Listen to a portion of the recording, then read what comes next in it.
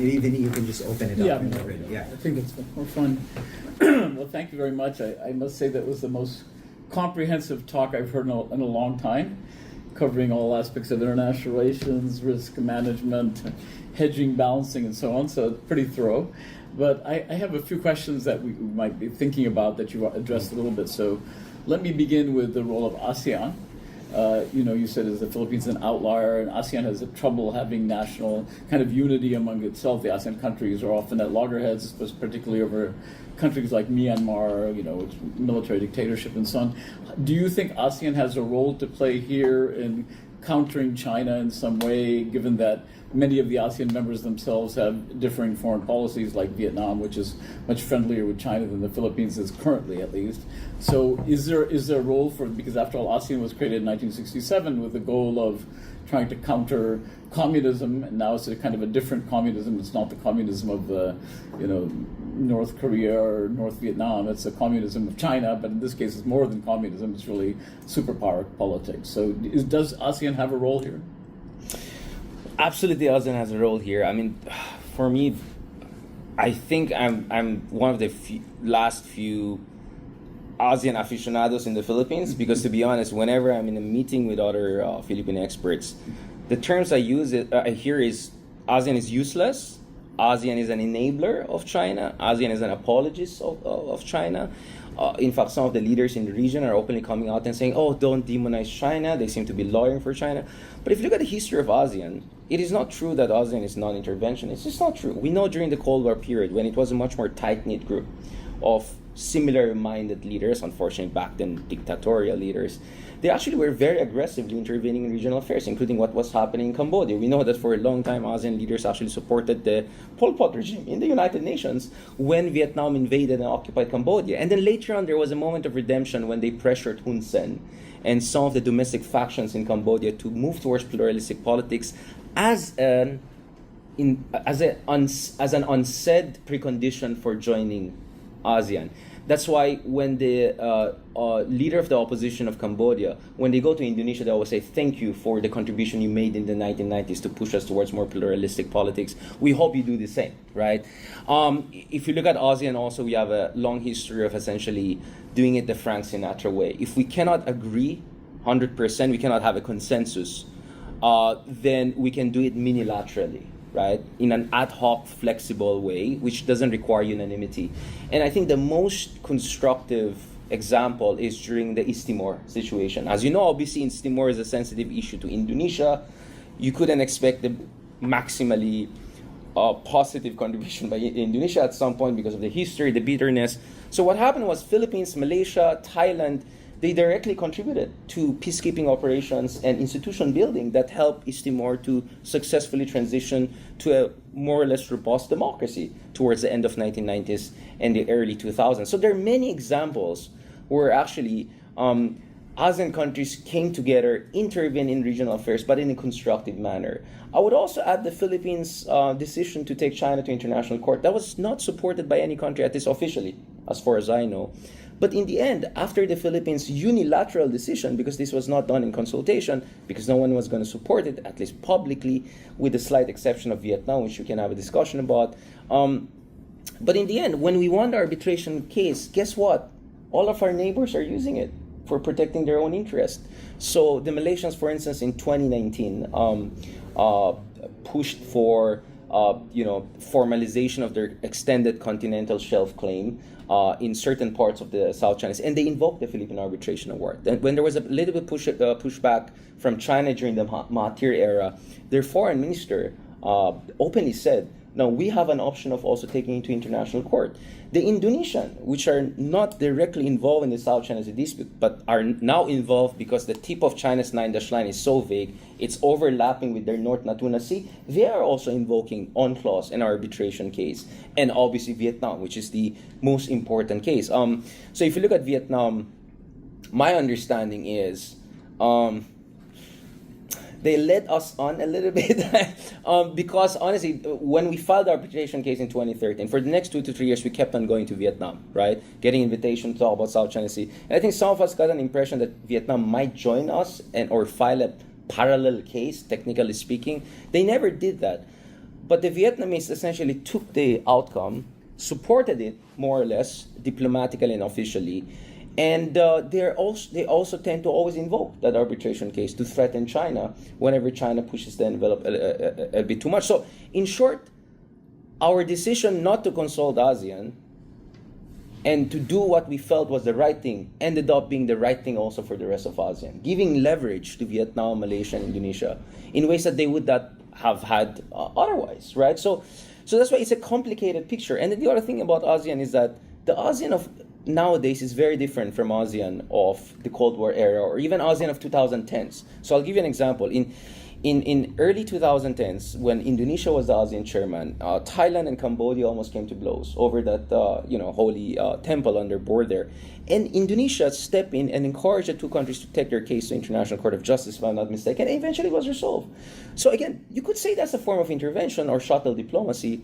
And in 2012, when Cambodia under Hun Sen tried to block any discussion of the South China Sea, this is shortly after the Scarborough Shoal crisis, again, Marty Netaragawa, the great foreign minister of Indonesia, went across the region and made sure that under the next chairman, which was Brunei, this will not happen again. That we will never give a prerogative to a country to block a regional issue from being even discussed, because that created very, very ugly exchanges between the late President Aquino and Hun Sen. If you were there in the November summit in 2012, they were going at it. It was really, really bad. And there were some people in the Philippines even saying, you have to pull out from ASEAN. This is a useless organization. So what I'm saying is, it's not true that ASEAN always operates on consensus.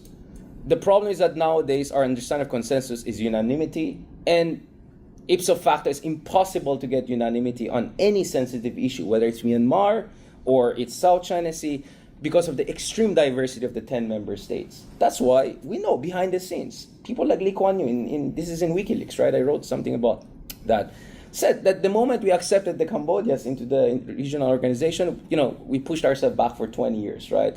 Kosikan Bilahari, the great Singaporean diplomat, the other year, he got into trouble with Cambodia by openly saying maybe we should expel these guys, right?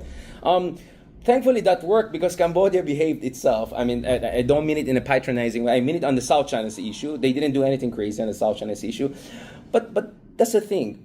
Unlike the European Union, there's no Copenhagen criteria. The idea of being a member of Southeast Asia is just geographic, cultural, and to a certain degree psychological. So when you have an extremely diverse organization of 10 members with very different threat perceptions, very different webs of interdependence with China, right? I mean, if you're Laos or Cambodia, you are so dependent on China in ways the Philippines is not, right?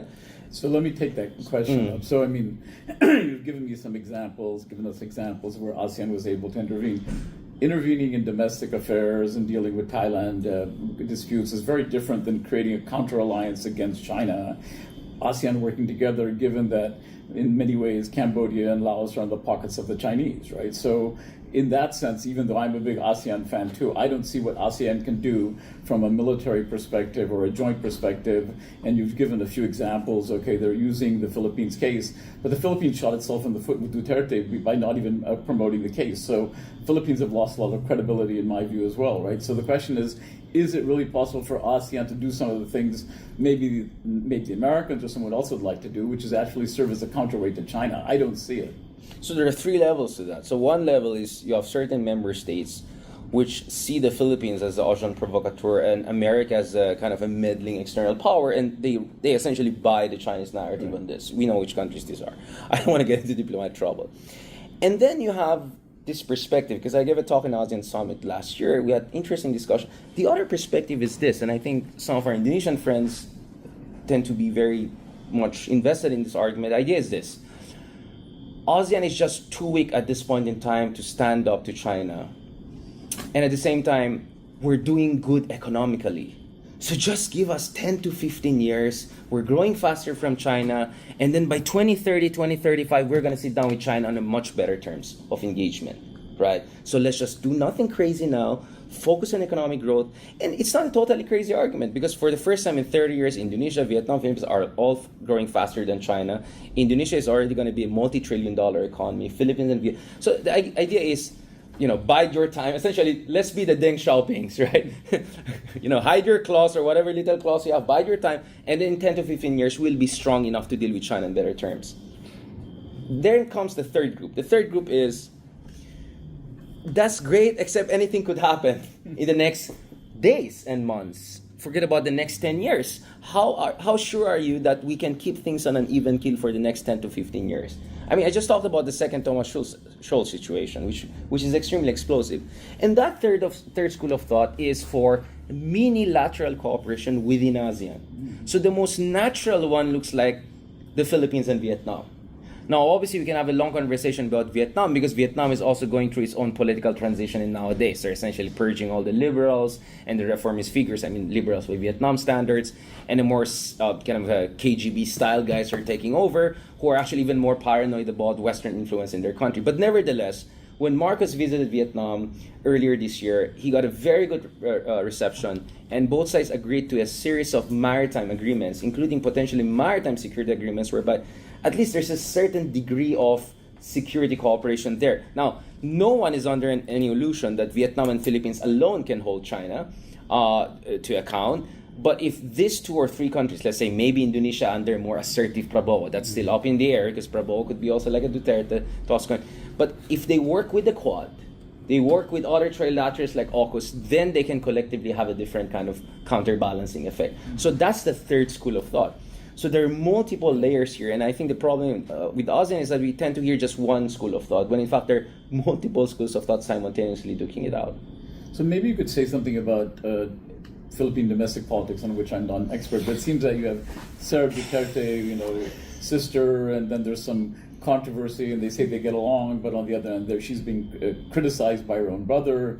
So is it a sustainable domestic coalition to pursue a strategy of engagement with the United States and countering China, which is what you're advocating, which I'm actually for? So I'm not going to criticize that strategy, but is it domestically politically feasible, given that you have this weird vice president from the previous administration, and then you have Marcos, who has his own, as you noted, history of old gangsters in some sense. Yeah. I mean, it's a pretty weird coalition if you think about it. Well, I mean, people are free to listen to our podcast series because we discuss this every day. No, but kidding aside, so the thing is, for a time, Sara Duterte, the daughter of the former president, tried to have her own version of multi-alignment, right? Which is have the cake and eat it too. Be part of the Marcos administration, but I'm still the daughter of my father, the sister of my brother, and everyone is bashing the president. But I think things are going to get more and more tricky as we move forward, because as the tensions get more fierce, essentially there's a loyalty call nowadays. So one of the biggest stories in the Philippines right now is Sara Duterte, the vice president who has everything to say about the Gaza conflict, Afghan refugees, name you, has zero comment on the South China Sea disputes. And the only time that we saw her making any statement vis-a-vis China was when she greeted China on the anniversary of the PLA in some sort of, I don't know, half-massacred Mandarin or something like that, right? I mean, you can ask my Mandarin-speaking friends how good her Chinese was. So actually, the meme nowadays is, what is Sara Duterte's comment? And then they get clip of her Mandarin statement.